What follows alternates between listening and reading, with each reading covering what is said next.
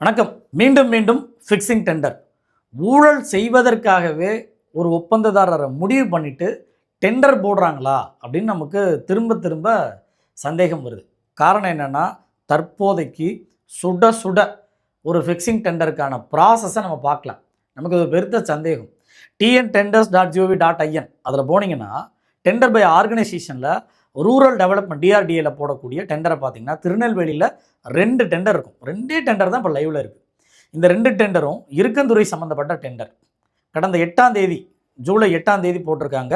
இன்றைக்கு இன்னும் சில மணி நேரங்களில், சில மணித்துளிகளில் நிறைவு செய்யக்கூடிய அந்த டெண்டர் 4:10க்கு 4 மணிக்கு முடியுது. 4:10க்கு திறந்து ஒப்பந்த ஆணை கொடுக்க போகிறாங்க.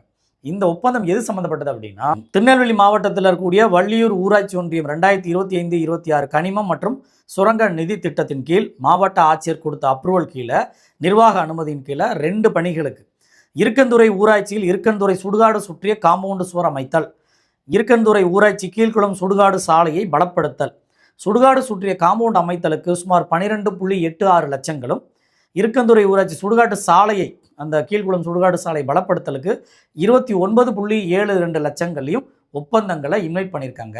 இந்த ஒப்பந்த அறிவிப்பை இப்போ நீங்கள் ஆன்லைனில் பார்க்க முடியும். அந்த அறிவிப்பில் தான் நமக்கு சந்தேகம். நிபந்தனை எண் 4, வள்ளியூர் ஊராட்சி ஒன்றியத்தில் பதிவு பெற்ற ஒப்பந்ததாரர்கள் மட்டுமே ஒப்பந்த புள்ளியில் கலந்து கொள்ள அனுமதிக்கப்படுவர். இதில் என்ன சொல்லியிருக்காங்க? வள்ளியூர் ஊராட்சி ஒன்றியத்தில் பதிவு செய்யப்பட்ட ஒப்பந்ததாரர்கள் மட்டுமே கலந்து கொள்ள முடியும் அப்படின்னு சொல்லி போட்டியுடைய தன்மையை குறைச்சிடுறாங்க. நிறைய பேர் போட்டி போட வேணாம். சில பேர், அதுவும் வள்ளியூர் ஊராட்சி ஒன்றியத்தில் இருக்கக்கூடியவங்க, நீங்கள் ஏன் ஒப்பந்ததாரர் ஃபிக்ஸ் பண்ணிட்டீங்களா?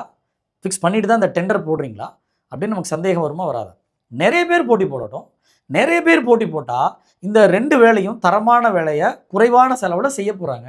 நீங்கள் போட்டி போடுறதுக்கான இடத்த சுருக்கிட்டீங்க, அளவை சுருக்கிட்டிங்கன்னா சில பேர் மட்டும்தானே வருவாங்க. அந்த சில பேரை நெகோஷியேட் பண்ணிடலான்னு முடிவு பண்ணியிருக்கீங்களா என்ன? கடந்த ஜூன் 30ஆம் தேதி நம்ம rural development panchayat Raj department சார்பாக ஒரு அரசாணை எண் 115 வெளியிடப்படுது. அதில் இந்த single point registration point number 2 proposed சேஞ்சஸில் பாயிண்ட் நம்பர் 2ல் தெளிவாக என்ன குறிப்பிடுறாங்க?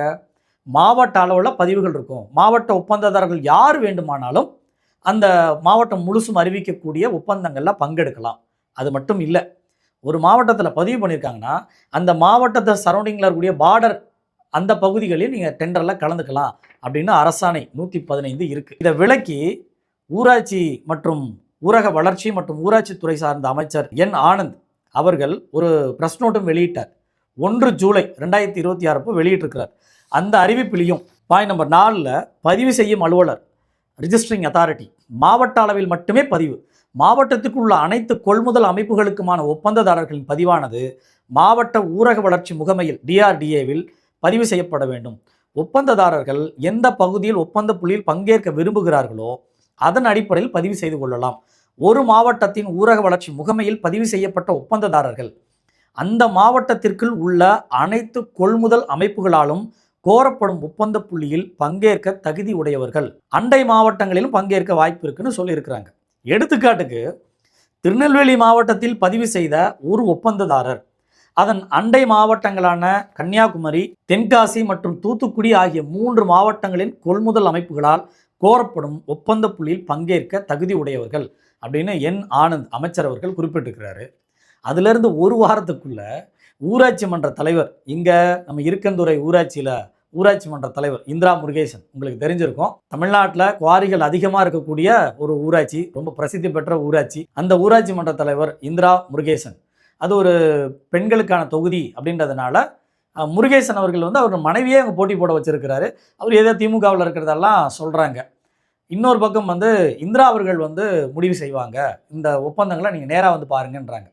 ஒரு அமைச்சர் என்ன சொல்கிறாரு, அந்த துறையுடைய ஊரக வளர்ச்சியோட அமைச்சர் என்ன சொல்கிறாரு, ஒரு மாவட்டத்தில் நீங்கள் போட்டியிடக்கூடிய எல்லா ஒப்பந்ததாரர்களும் நீங்கள் பதிவு செய்யலாம், நீங்கள் போட்டி போடலாம் அப்படின்னு இருக்க நிலையில், இல்லை நீங்கள் அமைச்சரை தமிழ்நாட்டுக்கு இருங்க, இருக்கன்துறைக்கு அமைச்சர் நான் தான் முடிவு பண்ணுவேன் அப்படின்னு சொல்லி இந்திரா முருகேசன் அவர்கள் சொல்கிறாங்களோ என்னமோ, அதனால் இவங்க மட்டும்தான் இங்கே போட்டியிட முடியும் அப்படின்றாங்க. இது நம்ம கேள்விக்குட்படுத்தப்பட வேண்டிய கேள்வி. இந்த ஒப்பந்தம் முறையான ஒப்பந்தமா, இது ஃபிக்ஸிங் டெண்டரா அப்படின்னு நமக்கு சந்தேகம் வருமா? ஏற்கனவே இருக்கன்துறையில் 1க்கும் மேற்பட்ட மயானங்கள் இருக்கிறதா சொல்கிறாங்க, ஜாதிகள் மயானங்கள் இருக்குன்னு சொல்கிறாங்க. அப்போது இருக்கன்துறையில் எந்த மயானத்துக்கு பண்ண போகிறீங்க? இருக்கந்துறையில் ஒரு மயானம் இருக்கா 2 மயானம் இருக்கான்ற குழப்பத்தில் இப்போ இந்த பணிகள் அந்த சுற்றுச்சுவர் எந்த மயானத்தில் பண்ண போகிறீங்க? அப்போ இந்த வேலையே செய்ய போகிறீங்களா இல்லையா நமக்கு சந்தேகம் வருமா வராது? இதற்கு நம்ம இருக்கந்துறையோட அமைச்சர் இந்திரா முருகேசன் அவர்கள் தான் பதில் சொல்லணும். இருந்தாலும் என் ஆனந்த் அவர்கள், நம்ம ஊரக வளர்ச்சித்துறையோட அமைச்சர் என் ஆனந்த் அவர்கள் இந்த ஒப்பந்தத்தை மேலாய்வு செய்து இது சட்டப்படி உட்பட்டதா, அவர்கள் அறிவித்த அந்த அரசாணை பத்திரிகை செய்தி அதுக்கு பொருந்தக்கூடியதா அப்படின்றத பார்த்து இது மீளாய்வு செய்து இந்த டெண்டரை திரும்ப ரீகால்ஃபர் பண்ணுங்க. சட்டத்துக்குட்பட்டு தான் இந்த டெண்டர் அழைக்கப்பட்டிருக்கா, போட்டியாளர்களுக்கு எல்லாருக்கும் திறந்து விடப்பட்டிருக்கா, எல்லாருக்குமான சம வாய்ப்பு அங்கே இருக்கா, அதிகப்படியான போட்டி போடுறதுக்கான வாய்ப்புகள் அங்கே கொடுக்கப்பட்டிருக்கா அப்படின்றது தெரியணும். இது சம்பந்தமான புகார் இன்றைய தினம் முதலமைச்சர் சி ஜோசப் விஜய் அவர்களுக்கும், துறை அமைச்சர் திரு என் ஆனந்த் அவர்களுக்கும், அதனுடைய செயலாளர் திரு பிரசாந்த் ஐஏஎஸ் அவர்களுக்கும், அதே போல் திருநெல்வேலி மாவட்ட ஆட்சியர் திரு ஆனந்த் மோகன் அவர்களுக்கும் அனுப்பப்பட்டுள்ளது. இதெல்லாம் ஆய்வுக்குட்படுத்தி வெளிப்படையான நிர்வாகம் நடக்கும் வரை அறப்போர் தொடரும். திருடனாக பார்த்து எவனும் திருந்தவும் மாட்டான். நாம திமிரி எழுந்த இனி எவனும் திருடவும் மாட்டான். நாம திமிரி எழுந்த இனி எவனும் திருடவும் மாட்டான்.